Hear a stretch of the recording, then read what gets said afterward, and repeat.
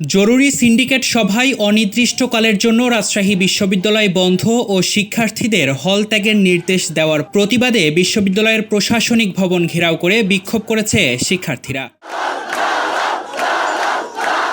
এ সময় আন্দোলনকারীরা হল কারো বাপের না, হল ছেড়ে যাব না এবং প্রশাসনকে উদ্দেশ্য করে ভুয়া ভুয়া স্লোগান দিতে থাকেন।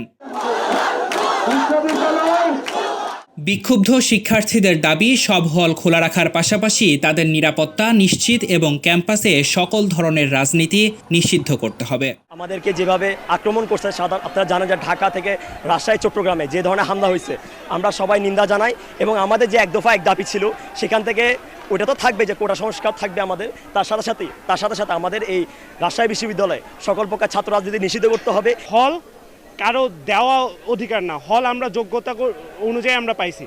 আমরা ভার্সিটিতে যোগ্যতা দিয়ে প্রমাণ করে পরীক্ষা দিয়ে পাশ করে এখানে ভর্তি হই। এটা আমাদের নির্দিষ্ট বছরের জন্য, এটা আমাদের অধিকার। আমাদের হল আমরা থাকবো, প্রশাসন বের করে দরকার। অবশ্যই আন্দোলন চলবে। আর হল থেকে শিক্ষার্থী যায় নাই, 5 থেকে 10% শিক্ষার্থী আগেই চলে গেছে কালকের বন্ধ ঘোষণা করার পর, যেটা অযৌক্তিক আমাদের স্বায়ত্তশাসিত বিশ্ববিদ্যালয়ের জন্য। এটা শোনার পর কোনো শিক্ষার্থী হল থেকে যায় নাই। এখনও 90 থেকে 95% শিক্ষার্থী হলে অবস্থান করছে। এদিন সকালে শিক্ষার্থীদের হল না ছেড়ে যাওয়ার জন্য মাইকিং করেন কোটা সংস্কারপন্থী শিক্ষার্থীরা। এরপর বিভিন্ন হল থেকে বেলা 10:30টার দিকে শিক্ষার্থীরা হাতে লাঠিসোঁটা নিয়ে বেরিয়ে আসতে শুরু করেন। এ সময় তারা শহীদ হবিবুর রহমান হলের ছাত্রলীগ নেতাদের 3টি রুমে ভাঙচুর চালান এবং রুমে থাকা বিছানাপত্র বাহিরে ফেলে অগ্নিসংযোগ ঘটান। এরপর রুম থেকে পাওয়া 6টি ধারালো অস্ত্র প্রশাসনের কাছে জমা দেন। ইতিহাস রচনা হয়েছে 52, 62, 69, 70, 71, প্রত্যেকটা সময় রক্ত ঝরেছে।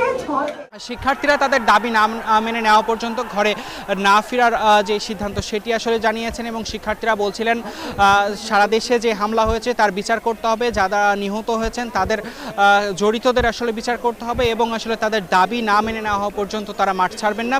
প্রধানমন্ত্রীর যে বক্তব্য সেটিও প্রত্যাখ্যান করার দাবি জানিয়েছেন। পাশাপাশি শিক্ষার্থীরা বলছেন তাদের ওপর যদি আবারও হামলা হয় কঠোর আসলে যে কর্মসূচি সেটি দিবেন এবং হামলার প্রতিবাদে আসলে তারা হামলা করবেন, হামলার পরবর্তী তারা হামলা করবেন, এমন কথাই আসলে শিক্ষার্থীরা জানাচ্ছেন।